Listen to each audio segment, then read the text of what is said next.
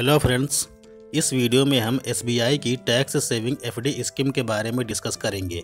यदि आप tax saving के लिए एफडी प्लान लेना चाहते हैं तो आपको स्टेट बैंक ऑफ इंडिया की इस टैक्स सेविंग एफडी स्कीम में पैसा निवेश करना चाहिए। एसबीआई 4 तरह की एफडी में ऑप्शन देता है, जिनमें से एक है एसबीआई टर्म डिपॉजिट, दूसरी है एसबीआई टैक्स सेविंग स्कीम जिसकी हम इस वीडियो में चर्चा करेंगे, और तीसरी एफडी स्कीम है एसबीआई री इन्वेस्टमेंट प्लान, और चौथी एफडी स्कीम है SBI multi option deposit scheme. तो अब चलिए एसबीआई टैक्स सेविंग स्कीम लेने के लिए इससे जुड़ी हर जरूरी बातें हम जानेंगे। इसी तरह की जानकारियों के लिए आप इस चैनल को सब्सक्राइब करके जरूर रखें। सबसे पहले हम एलिजिबिलिटी की बात करते हैं। तो आपके पास पैन कार्ड होना जरूरी है, और पैन कार्ड हर भारतीय का ही बनता है, और HUF यानी हिंदू अनडिवाइडेड फैमिली वालों का भी बनता है, तो ये भी एलिजिबल हैं। इसमें जॉइंट अकाउंट भी खोल सकते हैं, जो कि अधिकतम 2 लोगों के साथ ही खोला जा सकता है, जो कि या तो दोनों एडल्ट हो या एक माइनर के साथ एक एडल्ट भी हो सकता है। अब चलिए जानते हैं कि आप कितना पैसा इस टैक्स सेविंग एफडी स्कीम में जमा कर सकते हैं। तो एक फाइनेंशियल ईयर में आप कम से कम 1000 रुपये जमा कर सकते हैं, और मैक्सिमम 100 के मल्टीपल में आप एक फाइनेंशियल ईयर में 1.5 लाख रुपये ही जमा कर सकते हैं। क्योंकि ये टैक्स सेविंग स्कीम है तो इसमें इनकम टैक्स ATC के तहत एक फाइनेंशियल ईयर में 1.5 लाख तक के इन्वेस्टमेंट में टैक्स में छूट रहती है। इसलिए आप एक फाइनेंशियल ईयर में मैक्सिमम 1.5 लाख रुपए ही जमा कर सकते हैं, लेकिन मैच्योरिटी पर जो रिटर्न मिलता है वो टैक्सेबल होती है। यदि इंटरेस्ट अर्निंग एक साल में 10,000 से ज़्यादा होती है तो TDS कटता है। तो TDS से बचने के लिए आपको form 15G form 15H submit करना होता है। तो यदि आप 60 साल से कम उम्र के हैं तो एक साल में यदि इंटरेस्ट अर्निंग 40,000 तक ही होती है तो TDS से आप बच जाएंगे। वहीं सीनियर सिटीजन के लिए ये लिमिट 50,000 रुपये है। और ये तो आप जानते ही होंगे कि 15G फॉर्म जनरल सिटीजन यानी 60 साल से कम उम्र वालों को सबमिट करना होता है, और फॉर्म 15H सीनियर सिटीजन वालों को सबमिट करना होता है। इस स्कीम को लेने के बाद आपका पैसा 5 साल तक के लिए लॉक रहता है, यानी आप किसी भी स्थिति में 5 साल से पहले निवेश किए गए पैसों को नहीं निकाल सकते हैं। इसको लॉक इन पीरियड कहते हैं, जो कि 5 साल है। ना ही आप 5 साल तक लोन भी नहीं ले सकते हैं। यह टैक्स सेविंग एफडी स्कीम 5 सालों से लेकर 10 सालों तक के मैच्योरिटी के साथ अवेलेबल है।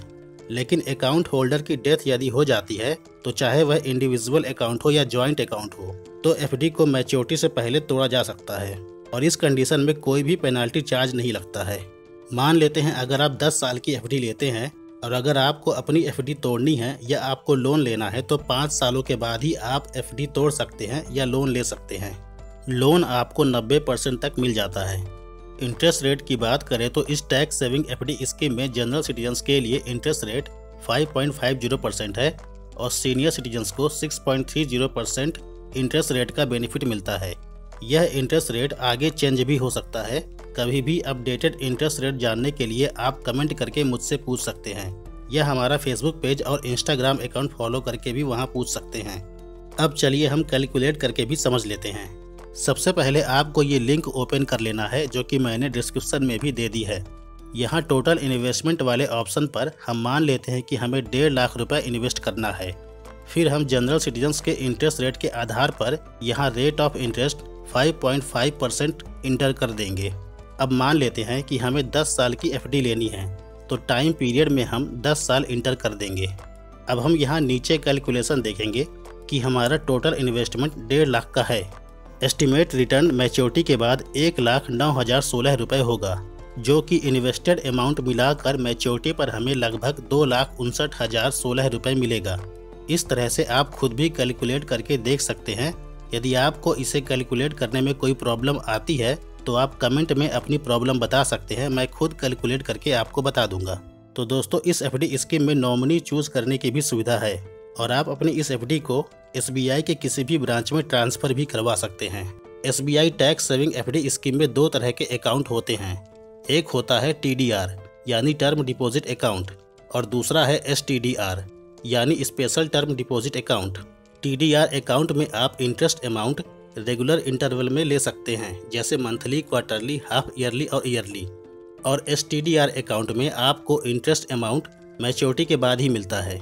इस एफडी को आप SBI के किसी भी ब्रांच में ओपन करवा सकते हैं, या आप इंटरनेट बैंकिंग के माध्यम से खुद भी ओपन कर सकते हैं।